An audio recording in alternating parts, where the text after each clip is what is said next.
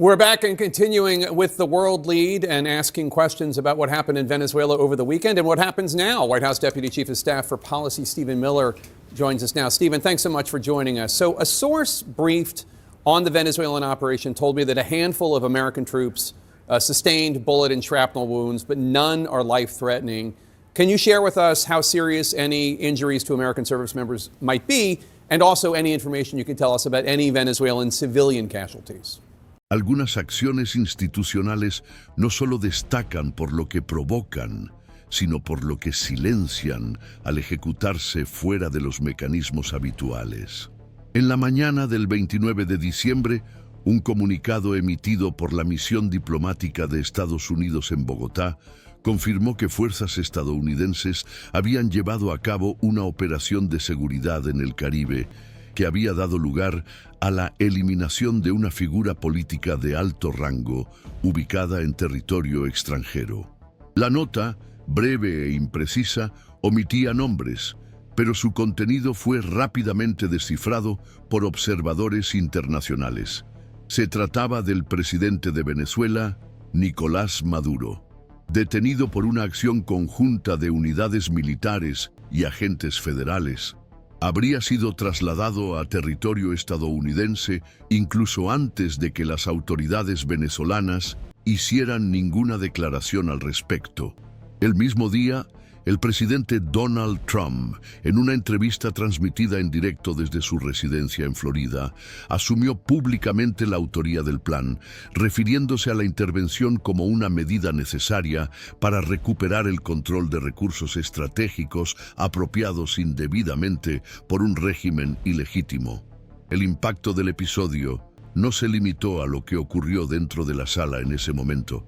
La confirmación pública se hizo sin mencionar ninguna autorización formal del Congreso, sin referencia a los pactos multilaterales vigentes y en flagrante ausencia de alineación con los procedimientos previstos por la doctrina del uso legítimo de la fuerza en contextos internacionales.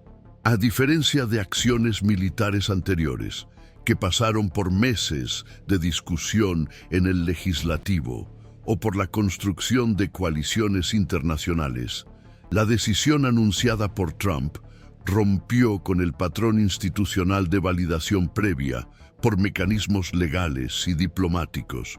No se había emitido previamente ninguna alerta formal. No se registró ninguna consulta a los aliados tradicionales. Ninguna resolución de las Naciones Unidas respaldaba la medida. La operación se comunicó al público solo después de haber concluido, sin margen para un escrutinio preventivo. Durante su discurso, el presidente declaró que la transición del mando en el país vecino se llevaría a cabo bajo la supervisión directa de sus aliados, hasta que, según sus palabras, fuera posible organizar una transferencia criteriosa, segura y funcional. No se presentó ningún calendario, no se mencionó a ninguna autoridad local.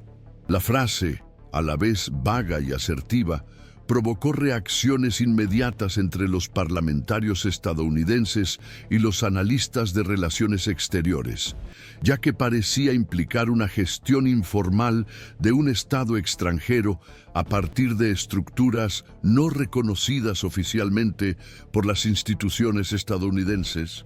El episodio amplió el malestar ya existente entre los miembros del Congreso que, desde el inicio de los movimientos militares en la región, habían solicitado aclaraciones formales al Ejecutivo sin obtener una respuesta concreta. A lo largo de la rueda de prensa, Trump hizo referencia a la presencia de activos energéticos que, según él, habrían sido incorporados indebidamente por el régimen de Caracas, sugiriendo que el control de dichos recursos pasaría a ser competencia de la nueva administración provisional.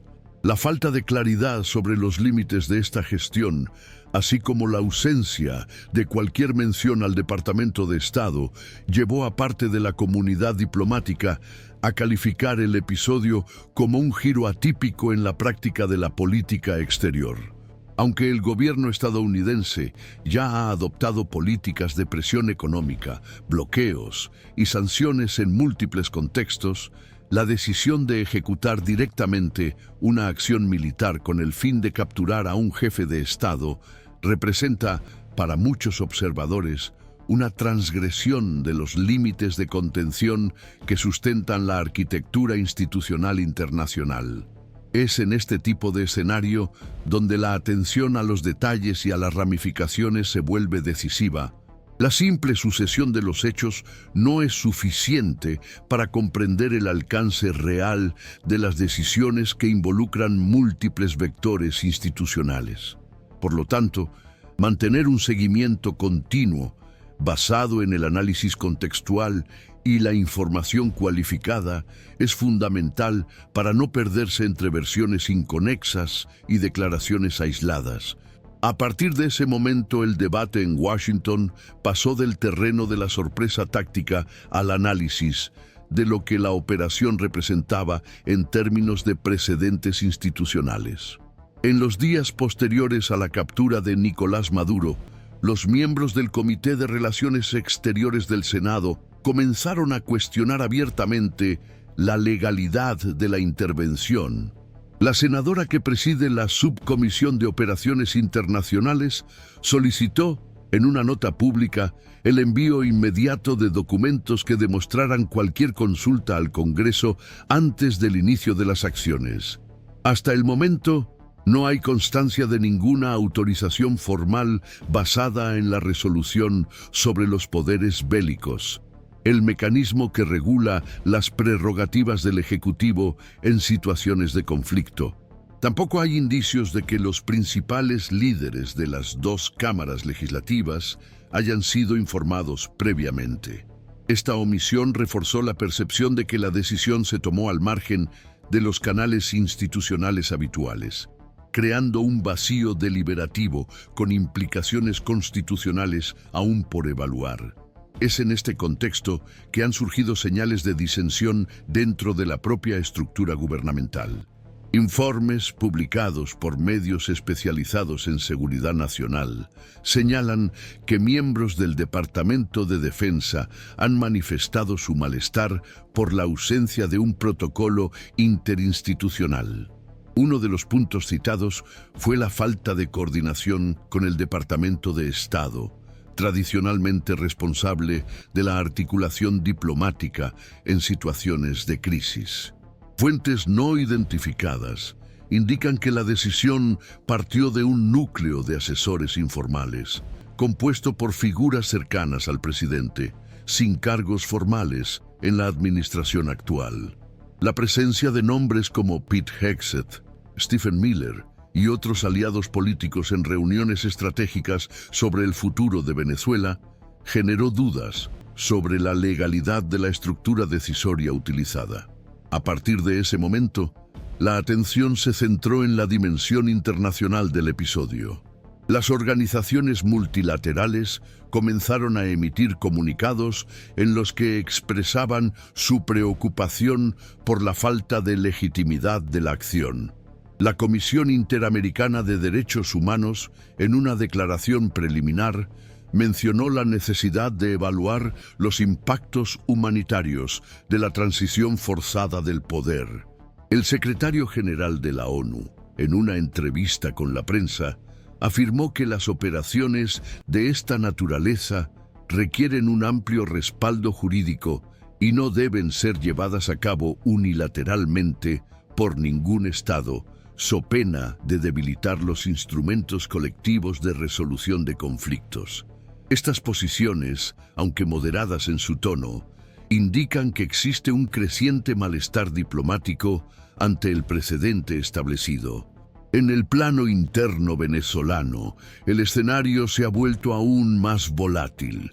La entonces vicepresidenta, inicialmente citada por Trump como una figura fiable para conducir la transición, rechazó públicamente la intervención y declaró que no reconocía ninguna autoridad derivada de una decisión extranjera.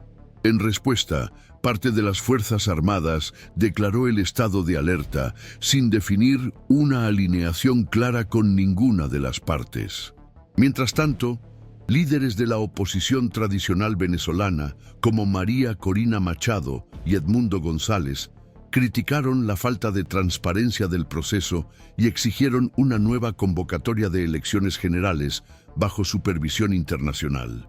La pluralidad de reacciones pone de manifiesto que, lejos de producir una reorganización inmediata, la operación desencadenó un nuevo ciclo de inestabilidad institucional en el país.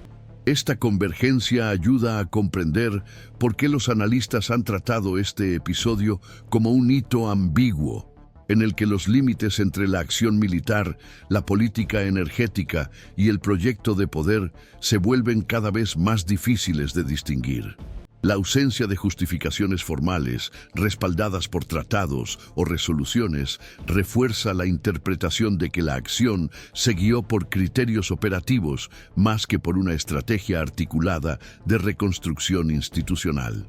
El riesgo, señalado por especialistas en derecho internacional, es que se cree un modelo informal de intervención bajo demanda, fuera del alcance de la supervisión legislativa o judicial.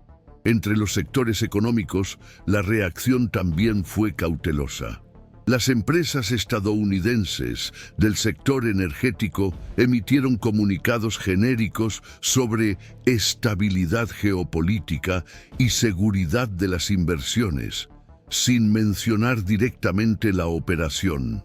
Sin embargo, los informes indican que representantes de grandes conglomerados del sector participaron en reuniones técnicas con miembros del equipo de Trump días antes de la detención de Maduro.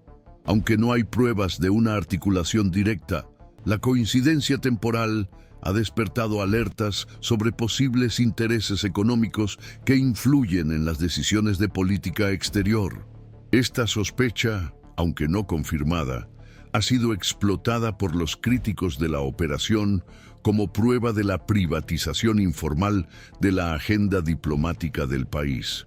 A partir de ahí, el debate se amplió a una discusión más amplia sobre los mecanismos de controles y contrapesos institucionales. Juristas vinculados a la American Bar Association y a centros de investigación constitucional publicaron notas técnicas indicando que la operación podría haber violado el artículo 1 de la Constitución, que atribuye al Congreso la facultad exclusiva de declarar la guerra. Otros recuerdan que, incluso en situaciones de emergencia, el Ejecutivo está obligado a notificar y consultar a los representantes electos. La omisión de estos procedimientos, de confirmarse, podría generar disputas legales duraderas sobre los límites de la autoridad presidencial en contextos extraterritoriales. Es precisamente ante esta multiplicidad de frentes, militar, jurídico, diplomático y económico, que se hace indispensable un seguimiento continuo. Lo que parece un gesto aislado puede en realidad ser parte de un rediseño de las prácticas institucionales. Por lo tanto, seguir acompañando los análisis basados en el contexto, los precedentes y la información verificada es una forma de no perder de vista lo que realmente está en juego. Según los datos que circulan hasta ahora, aún no existe una versión oficial consolidada que detalle de manera articulada los fundamentos jurídicos, los procedimientos prácticos y los acuerdos diplomáticos que habrían sustentado la detención del presidente de Venezuela por parte de agentes de los Estados Unidos.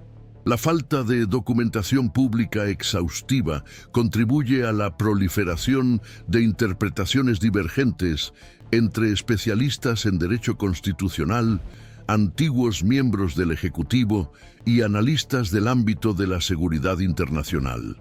Una parte significativa del debate se centra en el hecho de que la acción se llevó a cabo sin la autorización explícita del Congreso y sin ninguna demostración previa de amenaza militar inminente por parte de Venezuela contra los Estados Unidos. Esta ausencia de justificación formal ha llevado a los estudiosos a cuestionar la compatibilidad de la operación con las restricciones impuestas por la Resolución sobre los Poderes Bélicos de 1973, que establece la obligación de notificar al Poder Legislativo siempre que se produzca un empleo relevante o prolongado de las Fuerzas Armadas. Hay interpretaciones que apuntan a una posible ampliación informal de las prerrogativas del Poder Ejecutivo, basada en una interpretación más flexible del papel del comandante en jefe en contextos de inestabilidad internacional. Según este enfoque, el entonces presidente estadounidense habría actuado basándose en un argumento implícito de protección de intereses estratégicos, especialmente relacionados con el sector energético. Los críticos de esta interpretación sostienen, sin embargo, que la alegación de defensa de activos económicos situados fuera del territorio nacional no encuentra un respaldo sólido ni en los precedentes judiciales ni en la doctrina militar tradicional. Las evaluaciones realizadas por centros académicos dedicados al derecho internacional indican, en su mayoría, que la intervención, tal y como se describe, se aleja de los estándares de legalidad reconocidos en el ámbito multilateral. La controversia se agravó cuando surgió la información de que la vicepresidenta venezolana, inicialmente mencionada como posible figura de transición, habría sido excluida de las decisiones operativas, a pesar de ocupar formalmente el cargo de sucesora constitucional. Los analistas de relaciones internacionales observan que este elemento puede indicar la existencia de acuerdos paralelos entre representantes de los Estados Unidos y sectores específicos de las Fuerzas Armadas venezolanas. La hipótesis de acuerdos informales con segmentos disidentes del aparato militar, aún sin confirmar, añade incertidumbres relevantes sobre la consistencia institucional del nuevo arreglo que comienza a formarse en el país. El escenario se vuelve aún más delicado ante la postura ambigua de los actores políticos internos.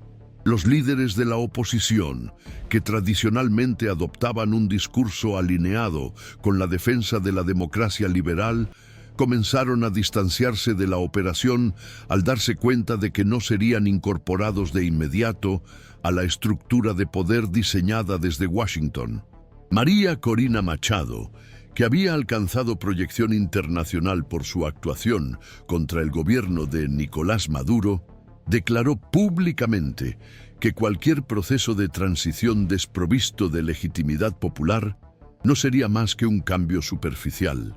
En diversos medios de comunicación de América Latina, esta declaración fue interpretada como una crítica indirecta al protagonismo de agentes externos en la redefinición del sistema político venezolano. En este contexto marcado por la superposición de estructuras formales y mecanismos informales de decisión, crecen las dudas sobre la capacidad del acuerdo patrocinado por Estados Unidos para garantizar la gobernabilidad y la estabilidad. No está claro qué autoridad será responsable de la conducción de las políticas públicas a corto plazo, ni qué procedimientos se adoptarán para la celebración de elecciones o la implementación de posibles reformas constitucionales. La indefinición se ve agravada por la ausencia de posiciones inmediatas de países relevantes de la región. Argentina, Chile, Colombia y México han optado por no emitir manifestaciones oficiales de apoyo o rechazo, prefiriendo esperar nuevos acontecimientos antes de posicionarse institucionalmente. Entre los expertos en seguridad internacional cobra fuerza la percepción de que el formato de la operación puede indicar un cambio en la forma en que Estados Unidos decide intervenir en áreas consideradas estratégicas. El uso de fuerzas especiales, con atribuciones restringidas, la concentración de las decisiones en núcleos informales y el alejamiento de órganos tradicionales, como el Departamento de Estado, pueden representar los contornos iniciales de una nueva doctrina de acción exterior, orientada más por la oportunidad operativa que por la construcción diplomática. Esta posibilidad divide a la comunidad académica, mientras que algunos la interpretan como una adaptación pragmática a las limitaciones del sistema multilateral contemporáneo. Otros alertan sobre el riesgo de debilitar los pilares institucionales que sostienen el equilibrio entre los poderes y la previsibilidad de las relaciones internacionales. El debate se extiende también al ámbito económico. Persisten importantes incertidumbres sobre el destino de los activos venezolanos, especialmente los relacionados con la explotación de petróleo y gas. La información procedente del sector indica que las empresas estadounidenses esperan una mayor claridad jurídica antes de firmar contratos o asumir compromisos con la administración emergente. Si se produce algún grado de estabilización, se espera que el país se convierta en objeto de una intensa disputa por concesiones y licitaciones, con repercusiones directas en la gobernanza interna y en la percepción de la legitimidad del proceso. Los críticos más incisivos advierten que la falta de transparencia puede favorecer la formación de estructuras de poder orientadas por intereses corporativos, alejadas de las demandas de la población venezolana. En el plano jurídico interno estadounidense, persiste la incertidumbre sobre cómo reaccionaría la Corte Suprema ante una posible impugnación constitucional de la operación. Aunque aún no se han presentado acciones formales, las organizaciones dedicadas a la defensa de la separación de poderes evalúan la posibilidad de iniciar acciones judiciales para cuestionar los límites de la autoridad presidencial en el uso extraterritorial de la fuerza sin respaldo legislativo. Si el tema llega a los tribunales, el episodio podría contribuir a la construcción de una nueva jurisprudencia sobre la actuación del Ejecutivo en contextos clasificados como excepcionales. Hasta el momento, no hay consenso sobre el significado a largo plazo de este episodio. Para algunos analistas, se trata de una ruptura puntual, condicionada por circunstancias políticas específicas y sin efectos duraderos sobre el orden institucional.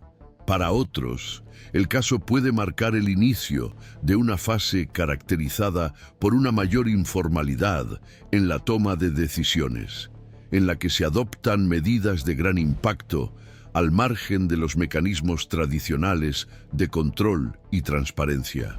La participación de personas sin cargo oficial en la definición de una intervención militar internacional con repercusiones geopolíticas inmediatas es vista por parte de la comunidad académica como una señal de alerta sobre el riesgo de erosión progresiva de la arquitectura constitucional de los Estados Unidos. Es precisamente en contextos como este, en los que los hechos aún están en movimiento y las instituciones siguen en proceso de respuesta, cuando se hace indispensable un seguimiento atento.